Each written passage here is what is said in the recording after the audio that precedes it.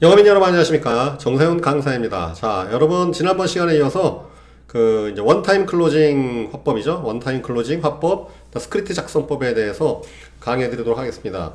일부 방송 끝나고 제가 바로 하려고 했었는데 또 여러 가지 좀 일이 생기고 또 집에서 뭐 여러 가지 일 뭐 챙겨주느라고 또 이 사무실 못 나왔습니다. 그래서 제가 시간 좀 텀이 있었는데 혹시 기다리신 분들께 죄송하다는 말씀드리고요. 하여튼 양해 구하겠습니다.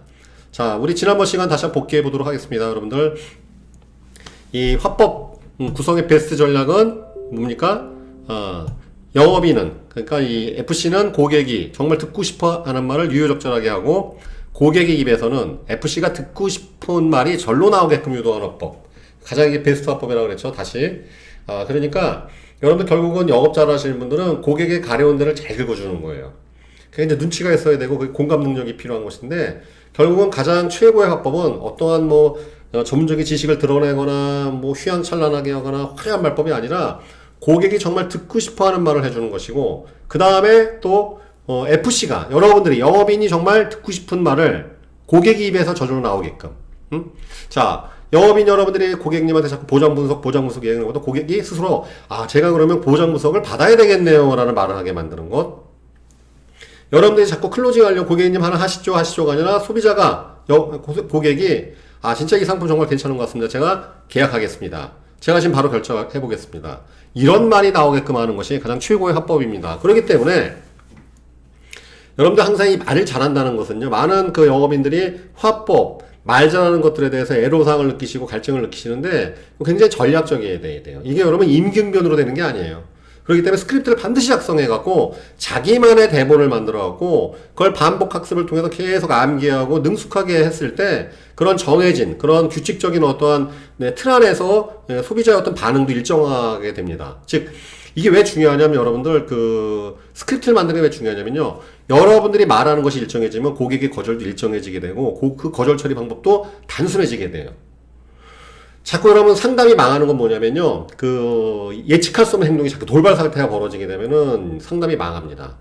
그러니까 전혀 예상 밖의 고객의 거절, 또는 예상 밖의 어떤 상황, 갑자기 뭐 고객한테 어떤 손님이 찾아온다든지, 그러니까 여러분들 우리가 통제되지 않는 상황에서 상담하는 것이 가장 이게 어렵죠. 그죠? 돌발 상황에 대처하기 힘든 것이니까.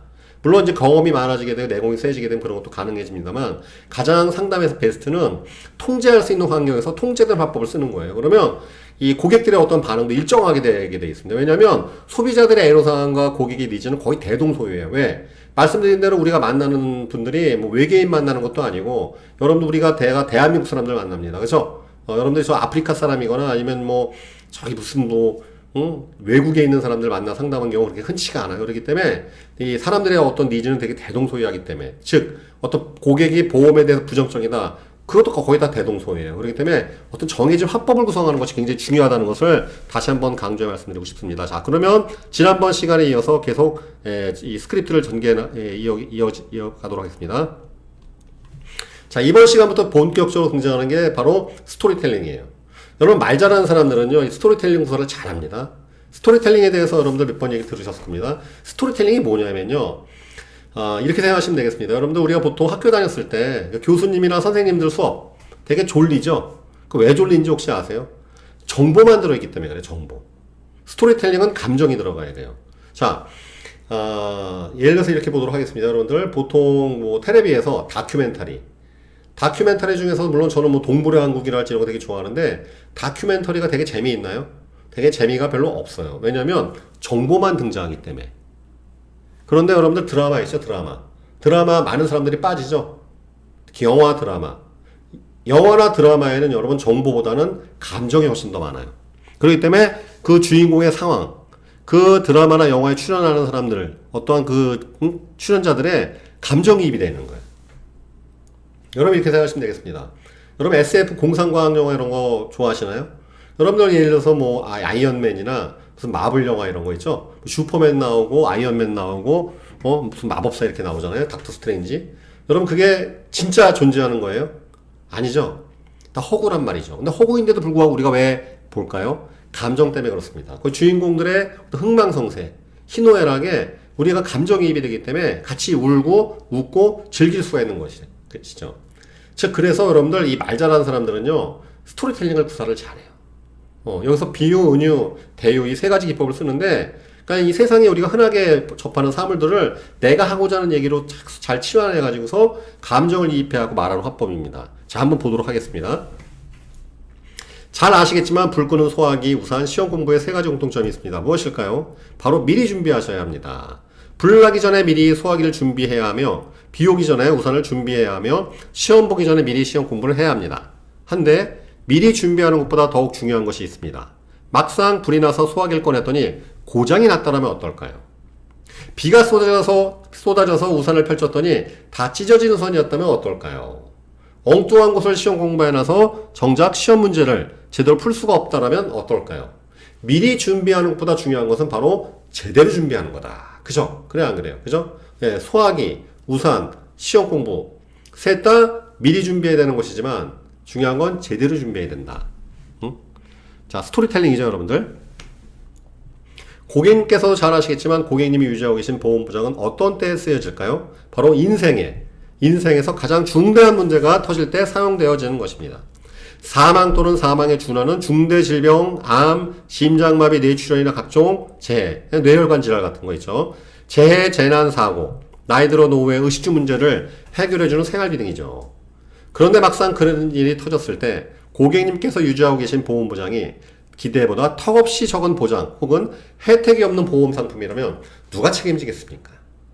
자, 예를 들어 매년 22만 명이 암에 걸리지만 그 암 환자 22만 명 중에서 암보험 혜택을 받는 환자는 40%밖에 되지 않습니다.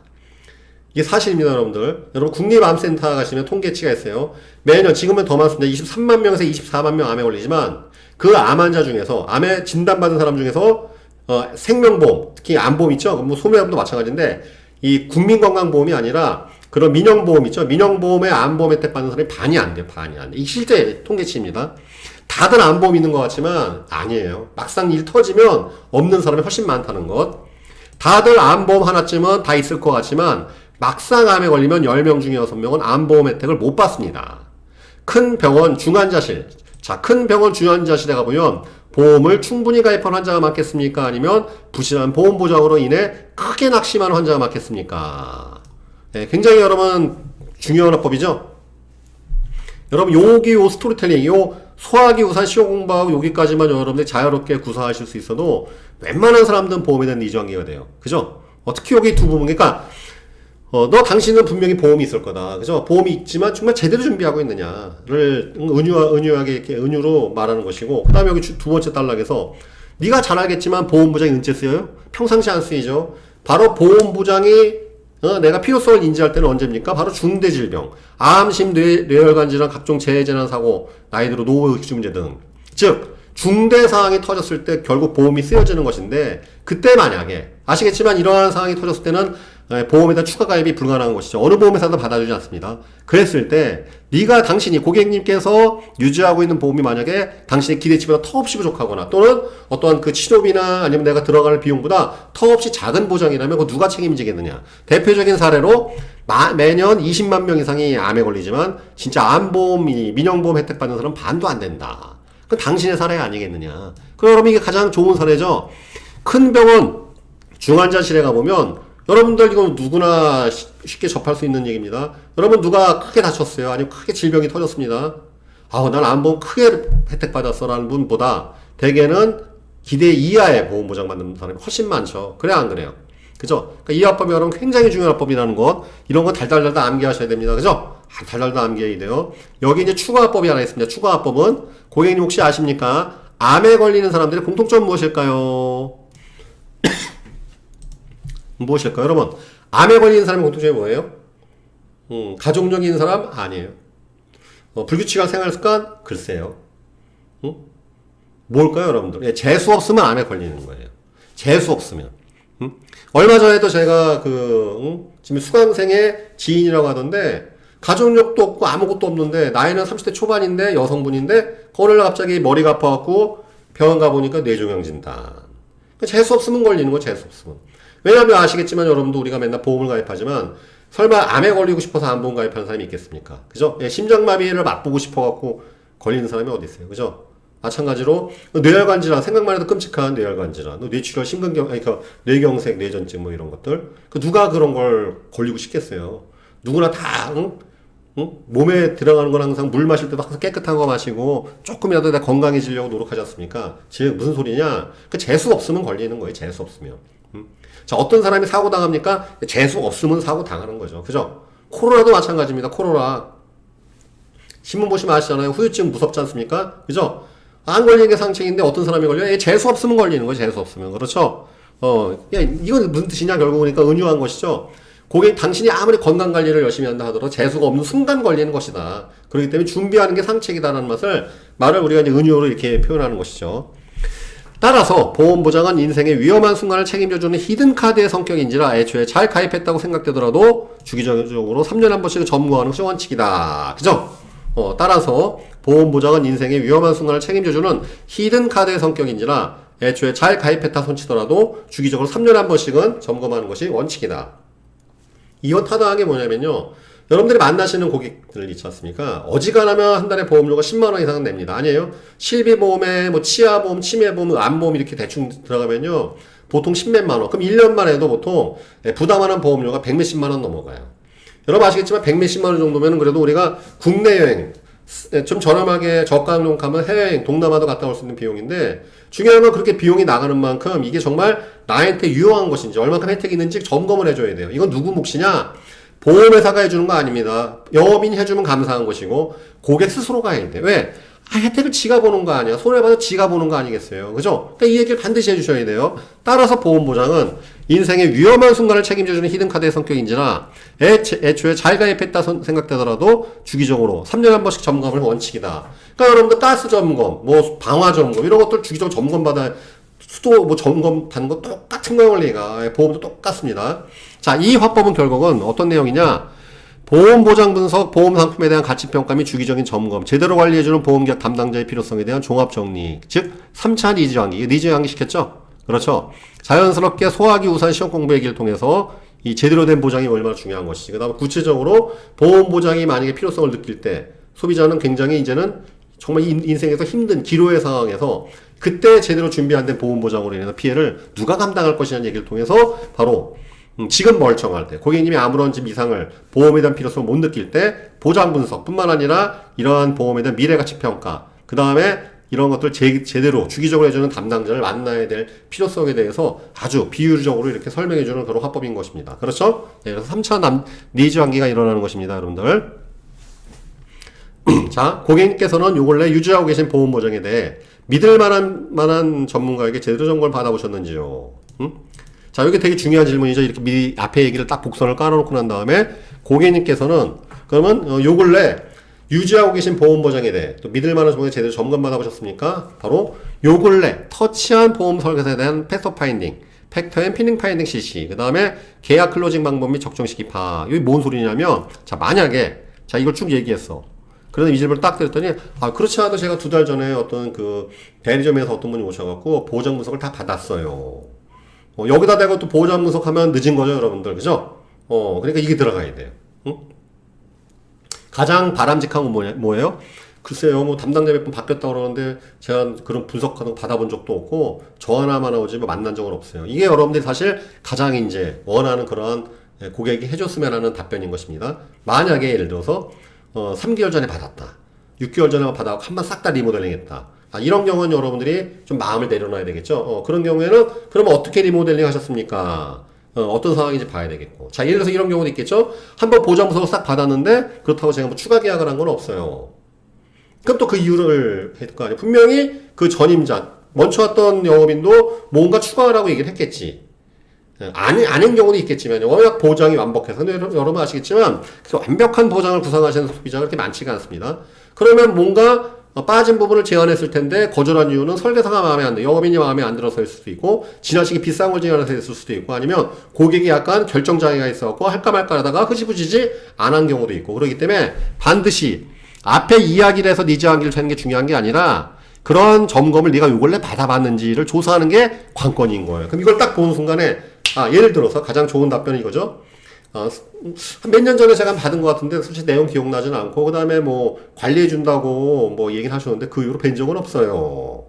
이런 경우가 여러분들이 가장 원하는 답변이겠죠. 그렇다면 여러분들이 다시 한번 이 보장 분석에 대해서 진행할 수 있는 기회가 생기는 것입니다.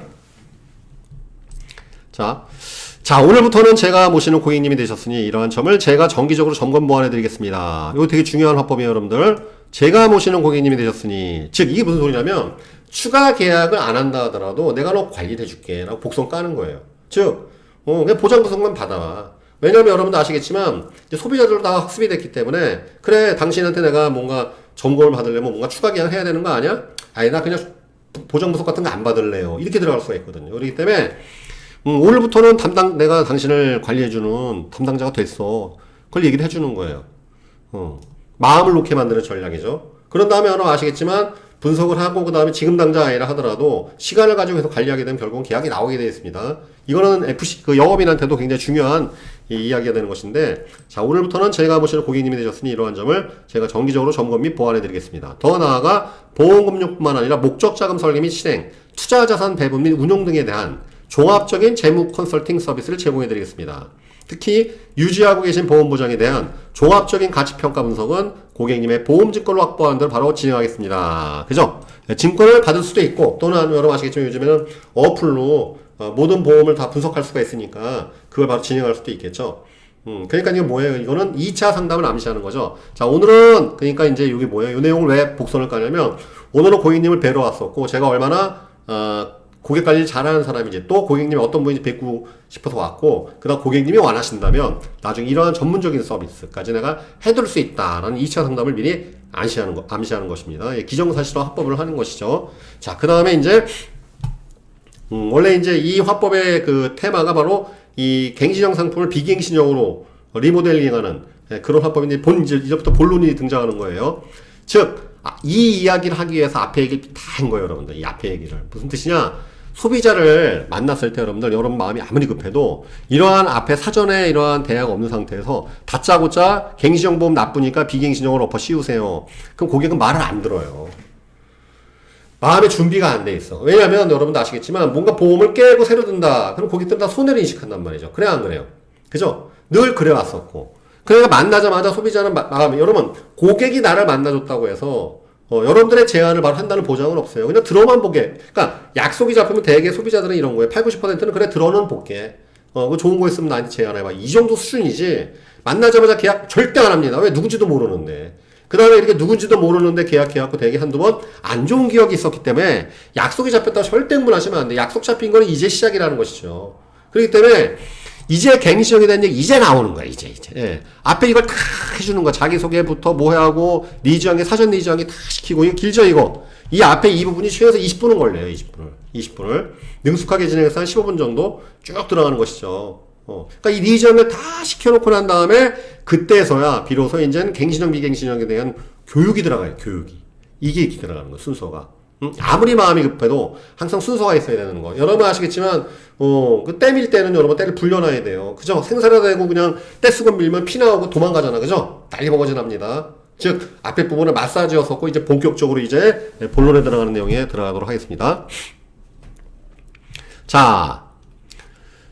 그리고 오늘 꼭 드릴 말씀은 기존 보험 보장에 대한 보완 사항입니다. 현재 고객님께서 유지하고 계신 보험 상품의 보장 특약의 대부분이 갱신형 특약으로 이루어져 있습니다.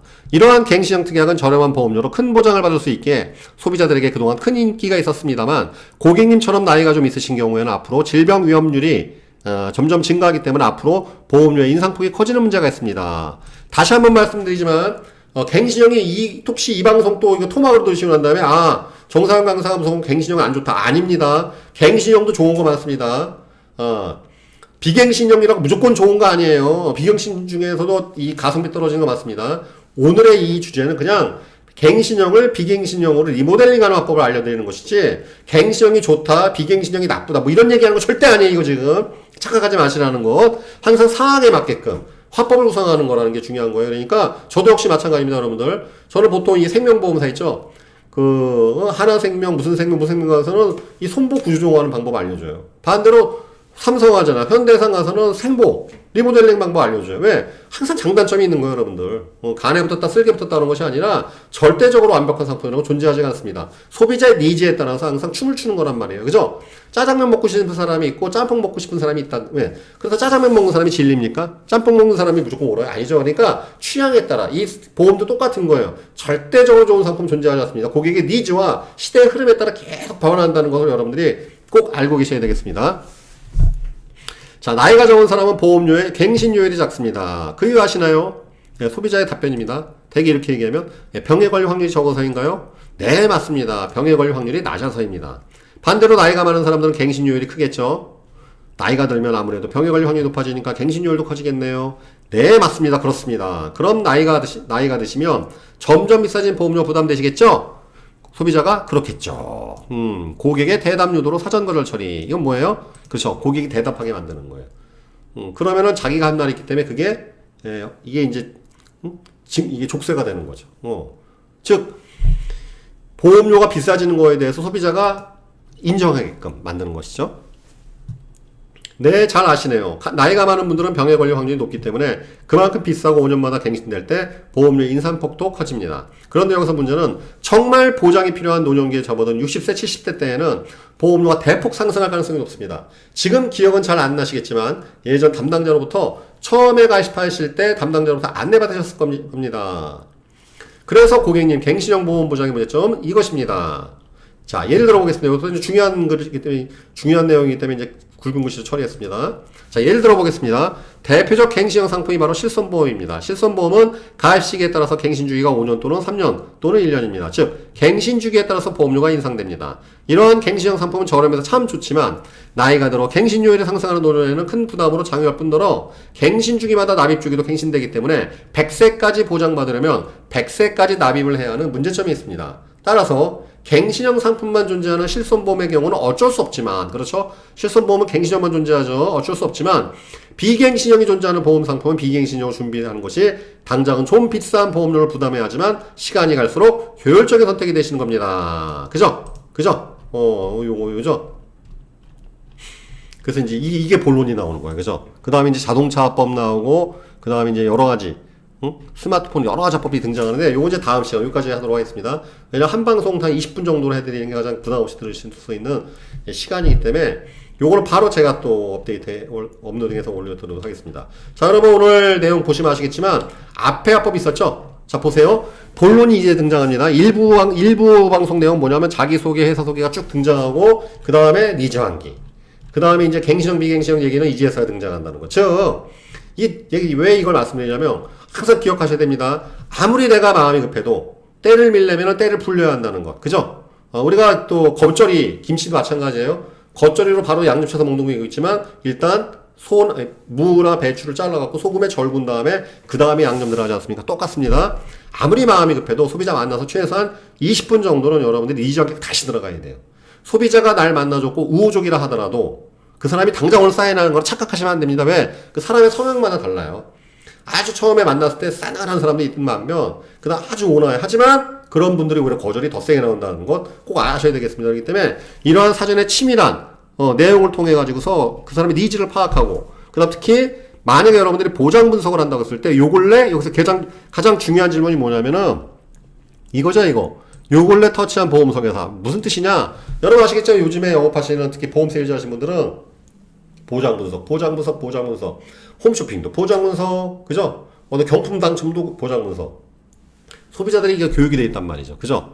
그러니까 다짜고짜 만나자마자 보장 분석 해줄 테니까 증권 갖고 와라. 거절한단 말이에요. 그죠? 아니면 이미 받았다든지. 그래서 앞에 이런 내용을 충분히 해서 대의 명분과 실리를 확보한 다음에 그 다음에 요 근래 당신이 언제 보험 보장에 대한 분석을 받아봤는지 팩트 파인딩 들어간 상태에서 그 다음부터 여러분들이 본론, 이 갱신형 상품과 비갱신에 대해서 차이점을 인지해주고 그 다음 무엇이 이점인지 고객들은 제안하는 것이, 주장하는 것이 올바른 순서라고 말씀드리고 싶습니다. 다음 시간에는 바로 제가 이거는 바로 내일이나 모레쯤 바로 올려드리려고 하는 건데 이거는 약속을 지키겠습니다.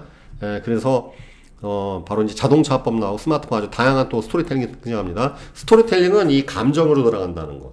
이 스토리텔링 화법은 이 밑에 강의에 보면은 제가 만들어 놓은 게 있는데 나중에 또 한번 보완해서 강의 한번 올려드리도록 하겠습니다. 오늘 여기까지 하고 또 다음 시간에 뵙겠습니다.